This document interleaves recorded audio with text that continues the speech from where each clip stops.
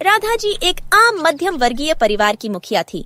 वे अपने बेटे शुभम और बहू मनीषा के साथ रहती थीं।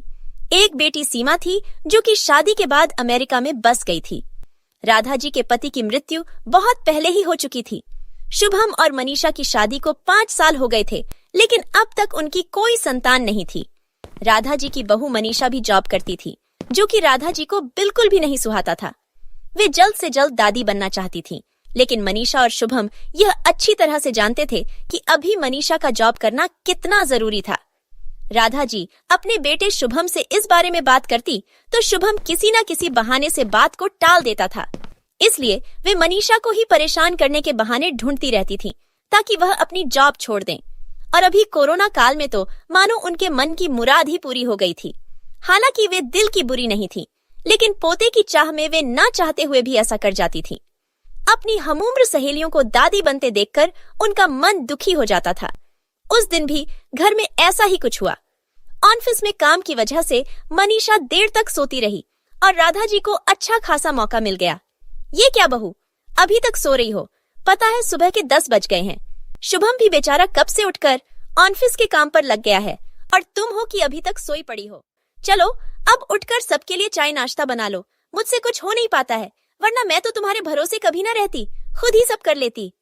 सॉरी मां जी, वह देर रात तक काम चलता रहा, इसलिए सुबह सुबह ही सो पाई थी, इसलिए समय का पता ही नहीं चला। आप चलिए, मैं अभी जल्दी से आती हूँ। हाँ हाँ ठीक है, मेरा कुछ नहीं, पर शुभम को देख लो, उसे कुछ चाहिए तो नहीं? कब से उठा है बेचारा।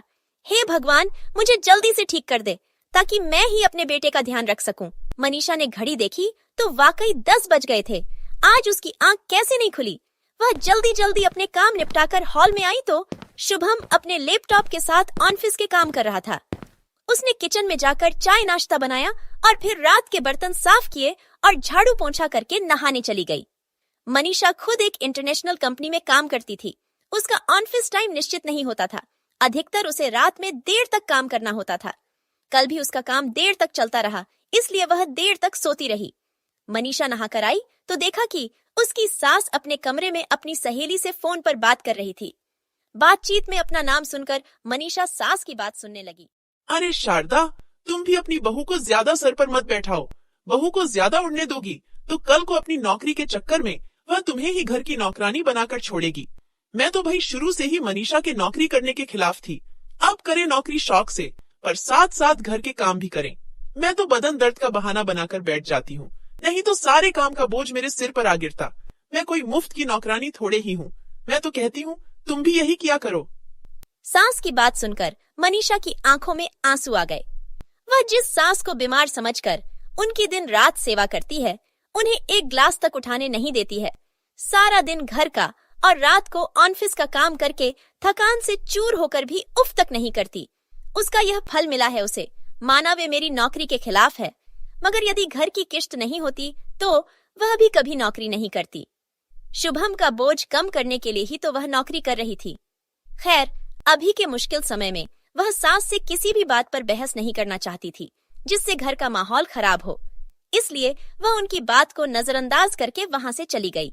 लेकिन उसकी नजरों में राधा जी की इज्जत जरूर कम हो गई थी।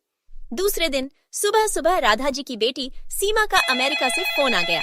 सीमा की सास उसके पास अमेरिका आई हुई थी। आदत के अनुसार राधा जी ने जैसे ही सीमा की सास की बुराई करनी चाहिए, वैसे ही सीमा ने उन्हें डपट दिया। माँ, आप बिल्कुल भी माँ जी के बारे में अनाप शनाप नहीं बोलेगी। पता है, आपके चक्कर में आकर मैंने उनके साथ कितना बुरा व्यवहार किया था, लेकिन आज मुझे उनकी कीमत पता चल गई है।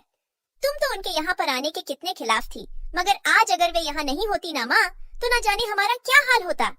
तुम्हें तो पता ही है कि मेरा नौकरी करना कितना जरूरी है।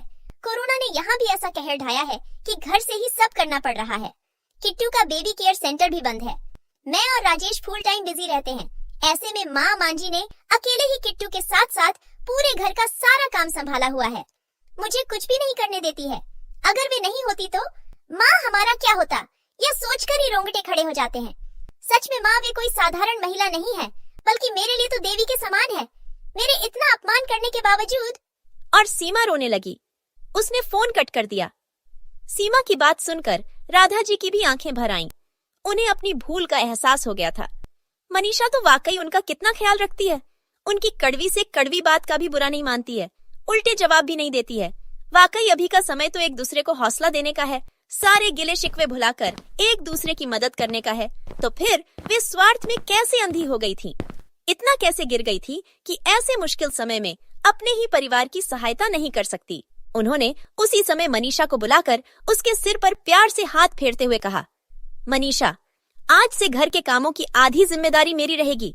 मैंने आज तक तुम्हें जो भी कहा और किया उसके लिए सॉरी। चलो अब तुम जाकर आराम करो, खाना मैं बना लूंगी। इधर सास का बदला हुआ रूप देखकर मनीषा की भी आंखों में खुशी के आंसू आ गए और अपनी सास के प्रति उसके मन में फिर से पहले वाला सम्मान वापस आ गया था। शायद हमारे जीवन में मुश्किल समय आता ही इसलिए है कि हमें एक दूसरे की अहमियत का पता चले।